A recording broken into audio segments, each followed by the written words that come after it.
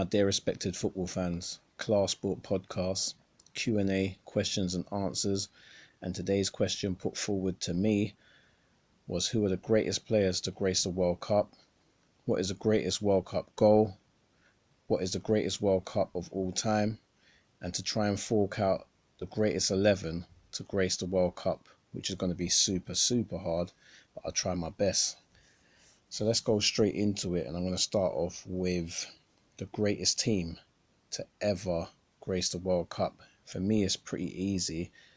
I'd say it's Brazil 1970 team. Reason being, they had superstars, they played good football, and they got the job done in style. They won all the matches, and they never actually had to go through on penalties. They actually won the matches convincingly, so that's a big factor to me. On top of it, it was Pele's last World Cup. He was maturing at that time, but he still came up with the goods and got the job done. What great players do. Jairzinho, another great player, great winger, scored in every single round. And then you got the mastermind, one of the greatest right backs of all time, Carlos Alberto. Played amazing football, amazing attacking football, scored some amazing goals in that World Cup. So for me, that would have to be the greatest World Cup team of all time. If you guys haven't seen that team, then I'm pretty sure you can see it on YouTube. The greatest World Cup match of all time, I'd say the 1970 final with Brazil versus Italy, where Brazil absolutely annihilated Italy, took the absolute piss. Everything you think of when you think of Pep's Barcelona, times that by 5 on steroids. Brazil wiped the floor with Italy. Whoever hasn't seen that game, please go and watch that game, then you understand and get the drift of where I'm coming from. So that by far for me is the greatest World Cup match of all time. I don't even think it's debatable. The greatest World Cup goal of all time, I would have to give it to Dennis Bergkamp when it was in World Cup 98, Argentina versus Holland, and the ball's delivered from their own half, from one of the De Boer brothers, I can't remember which one it was. Bergkamp pulled it down, took it with the inside of his foot, and finished it with the outside of his foot, top bins. Brilliant. I just remember the commentator saying, "Beautifully pulled down by Bergkamp." I'll never forget that. That stuck with me forever. Even up to this day, I can still hear the commentator saying that, and that commentator's voice is ringing in my head. That's the greatest goal of all time. There has been some good goals that are runners up, like James Rodriguez, his goal in the 2014 World Cup against Uruguay. That was a good goal. Diego Forlan, his goal against Germany in the 2010 World Cup. And of course, Ronaldinho's goal in the 2002 World Cup versus England. So they were good shouts, but I have to give it to Bergkamp. It's the greatest goal of all time in the World Cup. The greatest World Cup of all time, for me, it's a no-brainer. It has to be World Cup 98. Not only was my childhood hero, R9, original Ronaldo, playing at his peak, but for the simple fact, watching him week in, week out for Inter Milan, and then coming to the World Cup and putting on such a performance, which a lot of great players just don't do in this day and age. You've got players that are great for their club, but not great for their country, and vice versa, where Ronaldo, no matter what shirt he put on, he was always the same Ronaldo, and that was just facts.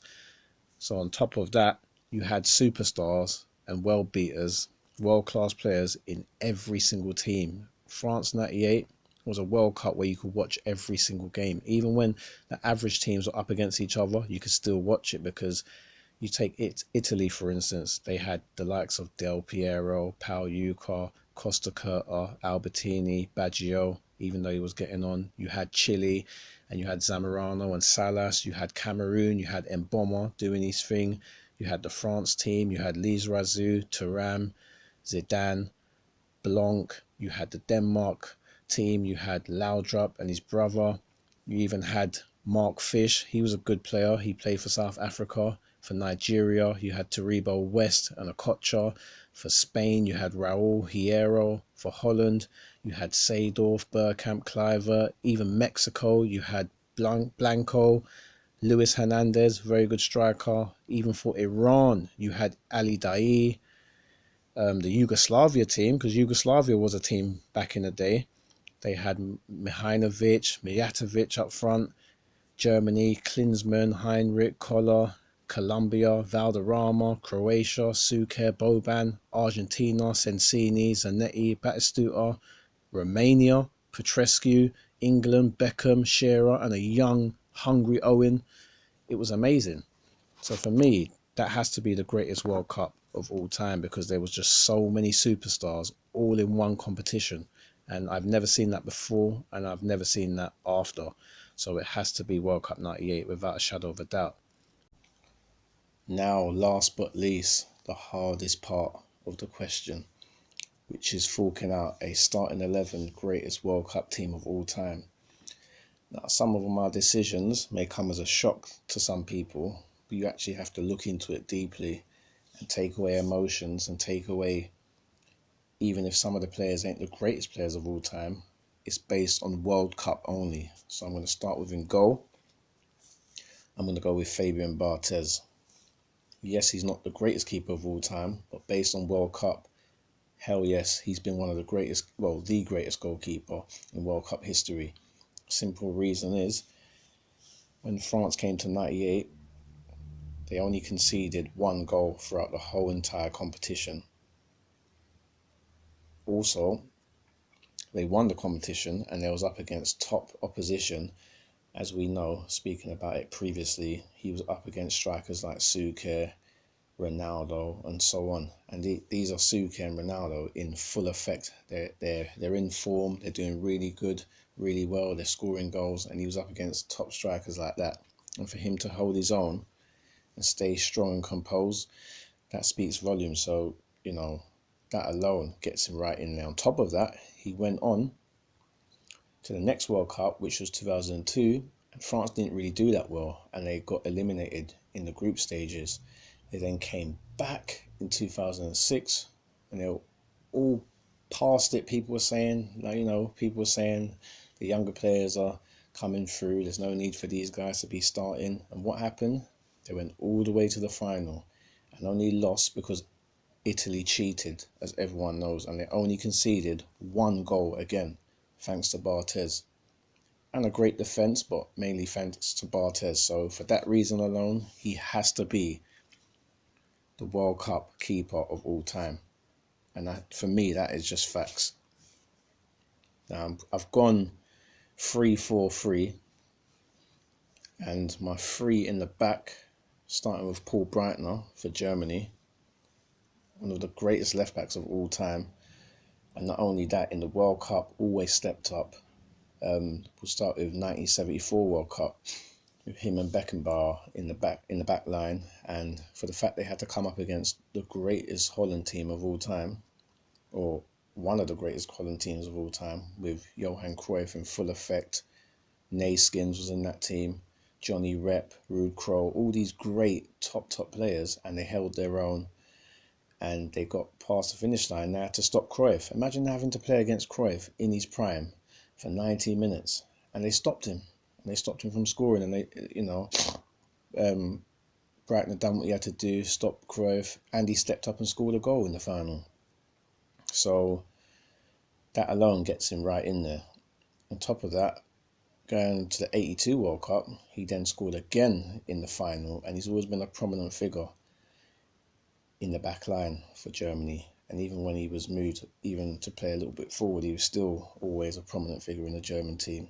And for a defender to score in two separate finals, that's never been done before in World Cup history, so he walked straight in there. The second defender I'm putting in there, as I just spoke a little bit about, was Beckenbauer. Arguably one of the greatest defenders to ever touch a football. And that's facts. If you don't know, then get to know. He's definitely on the level of Maldini and Baresi. Some may even say better. Do you know what I mean? That's how good the guy is. And he was a ball-playing defender. Could do the sweeper role as well. Was creative, as a centre-back, creative, setting up goals, even scored a few World Cup goals. And for the fact that, as I said previously, he teamed up with Brighton to stop Johan Cruyff while he was in his prime, that for me speaks volumes. So he's going right in there.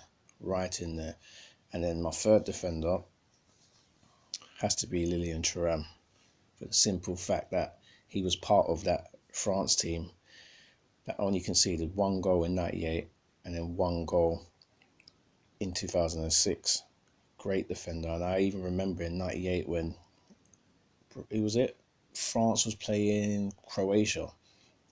And I'll never forget this match where, it was going a bit 50-50 and Thuram picked up the ball, cut in and scored a goal. And then he done it again.